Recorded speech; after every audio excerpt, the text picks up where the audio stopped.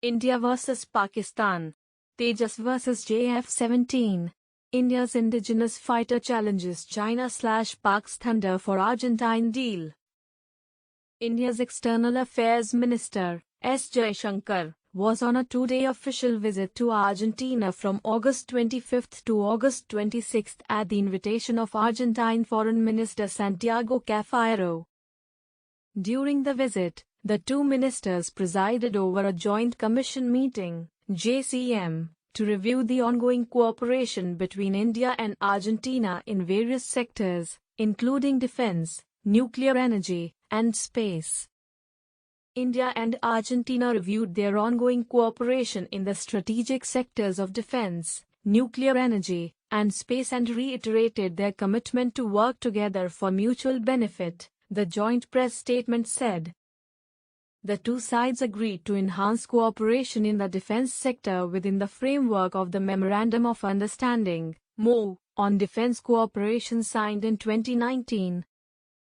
AIM, acknowledging Argentine interest in the Made in India Tejas fighter aircraft for Argentine Air Force, highlighted the importance of the proposal in enhancing the strategic quotient of the bilateral relationship, the statement further added.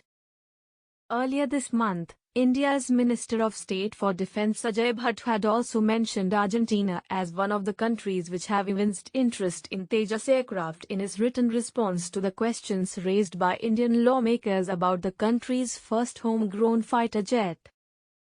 Argentina also considering JF-17 Thunder.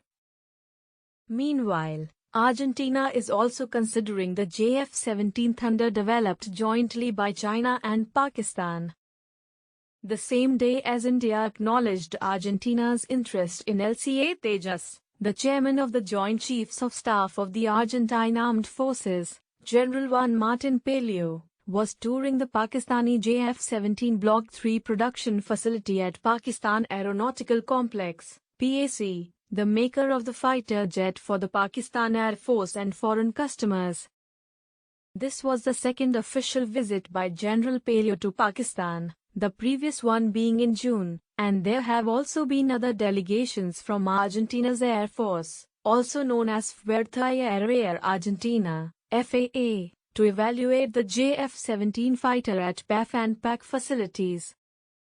Originally, the FAA considered 5 fighter jets, including the Israeli Kafir, the American F-16, the Russian MiG-35, the Indian Tejas, and the Sino/Pakistani JF-17. However, based on several official trips made by the Argentine military authorities to China and Pakistan, particularly for evaluating the JF-17, reports suggest the Sino/Pakistani fighter could be leading the race. Furthermore, the Argentine government's national budget proposal for the fiscal year 2022 explicitly mentioned the JF-17 Block 3 while requesting $664 million for the acquisition of 12 warplanes, strongly indicating that the JF-17 has been singled out by the FAA from other candidates.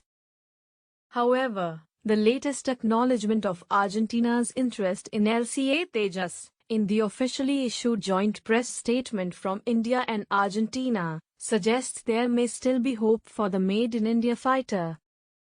British arms embargo on Argentina. A major obstacle for Tejas in winning the Argentine contract is the presence of British-made components in the aircraft. Following the 1982 Falklands War, the UK enforced an arms embargo on Argentina to prevent the Argentine military from modernizing.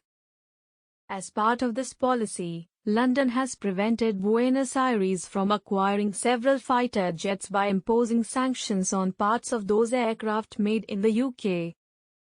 For example, Argentina intended to acquire 5 French Dassault Super Retended aircraft but was unable to because of the arms embargo over the British-made Mk6 ejection seat used in the aircraft, which is also used in the LCA Tejas. The same problem is also faced by the US, which has offered to sell former Danish F-16 ABMLU to Argentina and is negotiating with the UK to approve the sale, as per a recent report by the US Naval Institute, USNI. The USNI report published in August described the UK's post-Falklands War security policy as outdated and highlighted Washington's concerns about the growing Chinese foothold within South America. Since 2017, China has secured a 50-year lease for a satellite tracking station in Las Lajas, Argentina, and in February of this year, Beijing and Buenos Aires signed several investment projects worth $23 billion as part of China's Belt and Road Initiative. The US is concerned that this growing closeness between the two countries may turn into military relations. Argentina used to boast a formidable military during the late 1970s, but the defeat in the Falklands changed that, as it led to huge underinvestment and a decrease in the country's defense capabilities. Argentina has not had an interceptor fighter for the past several years, whereas its neighboring countries, Brazil and Chile, are far better equipped, qualitatively and quantitatively.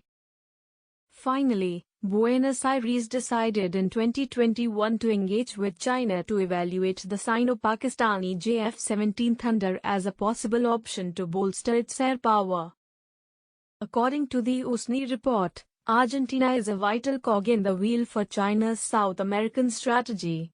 China plans to develop a military base in Bata, Equatorial Guinea, which could endanger the security of the UK's Falkland Islands. Therefore, the USNI report argues that London must reconsider its arms embargo on Argentina, emphasizing that it is preferable to have Argentina's military personnel influenced by the US instead of China.